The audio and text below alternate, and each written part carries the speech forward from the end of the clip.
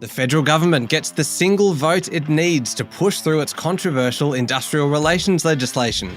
The housing market provides another solid weekend of auction results, and we'll tell you what one of the country's leading research houses thinks are good stocks to buy as we head towards Christmas.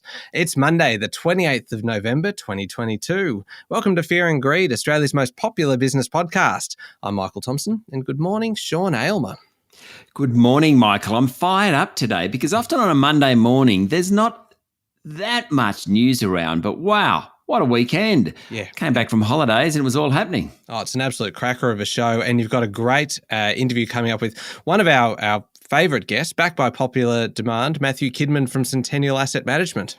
Yeah, when you say popular demand, we wanted him back, so we got him back. He's a great bloke, Matt. Matt is someone who's been watching markets for, I suppose, 30 years is fair call. He forever looks young, though, Matthew. That is one thing about Matthew that I will say. Anyway, we have a great chat about particularly what came out of the AGM season, because we've had that over the past 4 weeks or so, and we've just been updated by a lot of the big companies have updated where they're at. And so we talk about that. Great one for investors. Yeah, and I think I love about Matthew Kidman is the fact that he talks about specific companies and he just runs through a whole stack of them. And so it is, as you say, a great interview for investors. That's coming up a little bit later on. The main story this morning, though, Sean, the federal government has done a deal with crossbencher Senator David Pocock, opening the way for its controversial industrial relations legislation to pass the Senate this week. Prime Minister Anthony Albanese called it a huge day for working people and said it shows that Labor has stuck to its commitment to lift wages. What got Senator Pocock over the line over the weekend was the government's commitment to establish an expert advisory committee led by the Treasurer and Minister for Social Security to review the adequacy of support payments annually, 2 weeks before every budget. Senator Pocock said it will be a game changer for people living below the poverty line. Greens leader Adam Bandt announced his party had also agreed to back the Industrial Relations Bill after securing significant additional improvements, his words, including giving parents an enforceable right to request unpaid parental leave and protecting the existing Better Off Overall test. Parliament is now likely to sit 6 days this week, including Saturday, to get the legislation through. Now, we did say that this has been quite controversial. What's been the response from business and from the opposition? Well, the coalition is still calling for more time to debate the bill. Interestingly, they're not opposing it totally. They just want more time to debate it. That's now very unlikely to happen, though. Employer groups aren't impressed, saying the laws are fundamentally flawed and could lead to more strikes and fewer jobs. The Australian Industry Group said there was nothing in the legislation that will drive substantial productivity growth. The pointy end, of course, is the multi-employer bargaining provision, which could mean small businesses get caught up with larger businesses when it comes to wage and condition negotiations. The government has agreed to amend the definition of a small business to enterprises with 20 people rather than 15, which is where it started. It will also include provisions for businesses with fewer than 50 employees to be able to make the case that it's unreasonable to get forced into multi-employer bargaining agreements. They certainly are changes to the legislation and enough to get the Greens and Senator Pocock's support. So what then, Sean, does it mean for how industrial relations run in the future? Yes, that's kind of gets forgotten when we get right into the nuts and bolts of it. I mean, multi-employer bargaining means workers in the same industry but are employed by different organisations can bargain as a group rather than workplace by workplace. That's the really big change. Also, employers won't be able to put pay secrecy clauses into employment contracts. The bill includes changes that will give more rights to employees to negotiate with their employers about working flexible hours to suit their needs. Fixed contracts where workers are employed for set periods of time instead of on a permanent basis will be capped at no more than 2 years or 2 consecutive contracts. The other bit, the legislation will also put in place one of the Respect at Work report recommendations, making sexual harassment in the workplace expressly prohibited under Commonwealth law. Big changes. Yeah, certainly are. All right, on to local markets. What happened last week? I suppose we're starting the week in a pretty good position. Well, we are. The S&P ASX 200 closed up slightly on Friday to 7,260 points. Now, that's another new high since early June. The Bourse jumped about 1.5% last week. It's up about 12% over the past couple of months. It really has been a great run. and it's one of the better performing equity markets this year. On Friday, utilities, real estate and consumer discretionary stocks led the way. Material companies were among the worst performers. One notable is Commonwealth Bank. On Friday, it jumped 1%, hitting a new 52-week high. Pretty good. Telstra also had a good day, up 1.5%. Aristocrat Leisure, which is, of course, the gaming machine manufacturer in a digital and real sense, rose more than 2%. BHP, Woodside, Fortescue and Rio Tinto all ended the day lower. Just a quick note on the lithium players. We have spent months talking about how well the lithium players have done. Well, 4 of the 5 worst performers last Friday were lithium players. Alchem was worst of the top 200, down 8%. Pilbara Minerals, Lake Resources and Core Lithium all fell more than 5%. And what about international markets? What's happening? Well, Wall Street was mixed over the weekend. It was pretty slow trading because Thanksgiving, of course, was last Thursday in the US. What's dominating discussions at the moment and will for the next couple of days is exactly what's going on in China. Late last week, China's daily number of COVID infections broke 30,000 for the first time ever, not just this outbreak, but ever. And that's despite the growing number of restrictions across the country. Oil prices slipped a bit over the weekend. Good news at the Bowser. And Michael, I don't know whether you filled up over the weekend, but the further the weekend went, the more desperate my car got for petrol, the cheaper petrol became. So I ended up getting it at $1.71 a litre. I was delighted. Yeah, that's not bad, actually. And I got into the car at one point over the weekend and Sean had said, oh, by the way, the car's low on petrol. I get in and it says 10 kilometres left till empty. Like, you weren't kidding. I had to roll downhill to get to the petrol station. Very little acceleration involved there.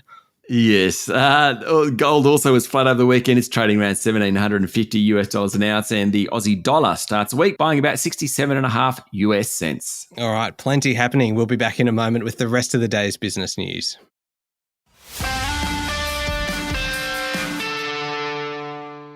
Sean, Daniel Andrews has won a 3rd term as Premier of Victoria, overcoming a 6% swing against the government. He looked pretty smug, didn't he? I think you've won the right to look a little bit smug when you pull off a result like that, don't you? Yeah, I mean, and all the polls suggested it was neck and neck, and I think it probably said that Andrews would win, but perhaps lead a minority government. It smashed the coalition. It was really a good night for Labor and a disastrous showing for the Liberals. Now, the Liberal leader, Matthew Guy, has already stepped down. In fact, there was a 1% swing against the Libs. The result really shows just how dominant Labor is in the country's second most populous state. So far, the ALP has won 52 seats, the Coalition just 25, and the Greens 4. 7 remain in doubt. The efforts of the Teals really came to naught. They don't look like winning any seats. Prime Minister Anthony Albanese congratulated Mr Andrews, saying he'd been rewarded for having a vision. For his part, Daniel Andrews said he went home, had a few wines, not beer, only wines, and then yesterday declared Victoria the centre of big ideas. Good on him. Yeah, there we go. Now, Sean, the housing market continues to putter along. It's not surging, but it also isn't kind of falling in a heap or anything either, with preliminary auction clearance rates hitting 61.5% over the weekend. Yeah, it's not bad. It was down from 63% the previous week and in line with the clearance rates for really the last few months.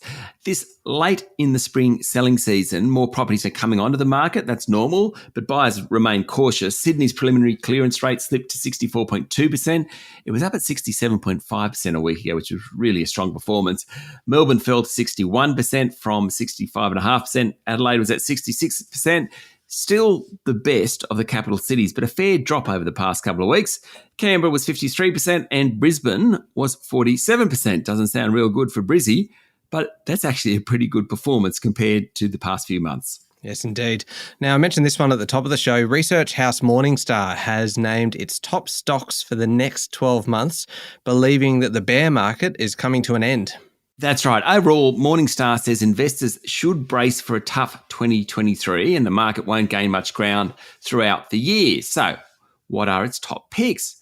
Well, energy companies Santos, Whitehaven Coal and AGL Energy and freight group Horizon, which of course hauls coal, are the top picks. Morningstar doesn't believe the companies are yet trading at fair value. They're also fans of blood plasma group CSL, agribusiness New Farm, industrial property giant Goodman Group, and private hospital operator Ramsay Healthcare. Now, Michael, surely this is the time for us to say, when investing, seek out professional advice. It's good to see what Morningstar thinks are top picks, but of course, investing really depends on individuals. And if you are going to invest, make sure you seek out professional advice. Yeah, absolutely. Very, very good point. Now, Sean, Prime Minister Anthony Albanese will move legislation to require the appointment of a minister be made public after the report into Scott Morrison's secret ministries scandal released on Friday afternoon said that principles of responsible government had been fundamentally undermined. Mr Albanese will recommend at the next cabinet meeting the government accept all 6 recommendations from the report compiled by former High Court of Australia Justice Virginia Bell. Yesterday, the Prime Minister said it was extraordinary that Scott Morrison doesn't appear embarrassed from the findings of the Bell inquiry. The recommendations include there be new laws to require the public notice of the appointment of ministers. There should also be publication of acting ministers, and there be publication of an outline of divisions of responsibilities of ministers that oversee the same department. The Prime Minister commissioned the inquiry after it was revealed in August that Mr Morrison had secretly appointed himself as a joint minister in the Health, Finance, Treasury, Home Affairs and Industry, Science, Energy and Resources portfolios. Of course, that was over a period of 2 years during the COVID-19 pandemic. Michael, I know this story is really important, but I just can't get too excited by it. Is it because it's all happened in the past? Yeah. I mean, I think definitely implement the recommendations, and what went on was wrong. I don't think anyone's arguing that particular thing, but I just don't want to hear about it anymore. No, I think especially when you've got the industrial relations reform and everything that's happening at the moment that really kind of does look to the future, there is plenty more happening in Canberra at the moment that's worth discussing. Yeah, I think so. Anyway, and this is an interesting one, Sean. Experts reviewing the Reserve Bank of Australia have canvassed the central bank having 2 specialist boards, one that sets interest rates and another that oversees the bank's operational governance.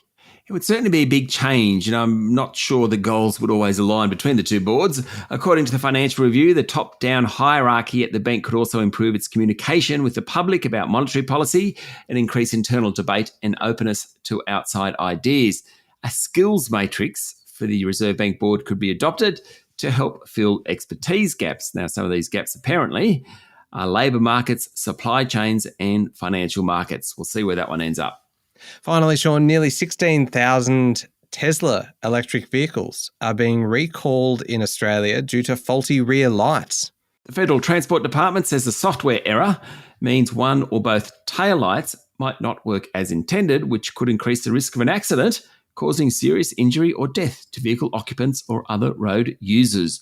I was reading their words there. The department says if it occurs in dark conditions, the traffic behind will have reduced visibility and may not be able to identify the vehicle. The recall affects 15,914 Tesla Model 3 and Model Y vehicles. Brake lamps, reverse lamps and turn signal lamps are not affected. Okay, moving on to overseas news now, and Chinese citizens are openly protesting against the government's COVID zero strategy. It began with a video on social media of a woman screaming in a burning building, an image that frightened people across China who have been facing rolling quarantines and lockdowns that can actually cause their apartment blocks to be closed off or blocked by steel gates. So this video of the woman really hit a nerve. According to Bloomberg, within hours, protests had spread online and residents of compounds in Beijing and other cities were filmed confronting local officials. Angry protesters took to the streets, even calling for President Xi Jinping to step down. Now, that's a level of national dissent unheard of since Xi took power a decade ago. Plenty of social unrest there. Now, Sean, we've been talking about Elon Musk and Twitter for some time, and his month-long reign at the social media platform has led to a bit of a rift with top brands and marketers. Surprise, surprise, surprise. Now, who was a guy that used to say that on a TV show? If there's a listener out there that can tell me who it was, I can picture the guy. Was it in black and white, I'm assuming, Sean? Yep. Surprise, surprise, surprise. Oh, I'll come back tomorrow. You know, I wish Adam was here because Adam, who's about my vintage, would be able to jump in and tell us exactly who it was. Anyway, back to where we were. Surprise, surprise, surprise about Elon Musk being in our show today. Multiple top advertising agencies and media buyers told the Financial Times that nearly all the brands they represent have paused spending on the social media platform, worried about Musk's ad hoc approach to policing content and the decision to axe much of the sales team. The groups include General Motors, Volkswagen, Carlsberg, and General Mills. They've all paused spending on Twitter. All right. And if anyone can help Sean and his quest for a very obscure ancient piece of trivia, please get in touch by LinkedIn or Instagram or any way, or through our website, fearandgreed.com.au. Sean, I don't know what to make of this next story. It seems quite bizarre. Air India has issued new style guidelines for its cabin crews, banning grey hair on men and pearls on female flight attendants. Air India is now privately owned. It's owned by Tata Sons, which is one of the massive Indian conglomerates. According to Bloomberg, they've released new guidelines that say while the bald look is permitted, men with deep receding hairlines or bald patches will be required to shave their heads. Now, crew cuts are barred, so it's not just the number 2. It's the whole way. Women must wear gold or diamond studded earrings, no pearls, and certainly no top nuts or buns at the nape of the neck. Blonde hair is a no-go. Streaking is not permitted. Hair streaking is not permitted, Michael. I think it's extraordinary. What I do like about this is that men are actually kind of attracting the same attention, and they'll probably be totally outraged by it, that women have had to put up with for decades. Yes, that is true. I just like the fact that there's no middle ground there. You either must have a full head of hair, like a glorious mane, or you have to be completely bald. You can't be anywhere in between, including a crew cut. Yeah, incredible. That's where would you land on that scale, Sean? I'd be getting the razor out. That is why you're not working for Air India. All right, up next is the Fear and Greed Daily Interview. And as we mentioned before, your guest today is Matthew Kidman from Centennial Asset Management. Yes, he goes into the stocks he likes at this time of the year, particularly post the AGM profit season. Great thing about Matthew is he's just very forward-spoken. He's happy to say what he thinks and doesn't hold back. Certainly worth listening to. Yeah, sure is. It's coming up next in the Fear and Greed playlist on your podcast platform or at fearandgreed.com.au. And as well, don't forget to check out Stephen Koukoulas, our resident economist, for Fear and Greed the week ahead, Sean. That's right. It's a bit of a busier week this week with lots of partial indicators coming out in terms of the October economic growth figures. So Stephen's quite excited by all that. And the other thing that's really got him going is that it's the second month of monthly inflation data. That's coming out as well. Stephen's been pushing for monthly inflation data, well, for as long as I've known him. That's a long time, Michael. And so he's very excited about that too. Well worth a listen. A partial indicator, is that like where you just do one flash of the blinker before changing lanes? Yes, that's it. That's it. All right, there we go. Thank you very much, Sean. Thank you, Michael. It's Monday, the 28th of November, 2022.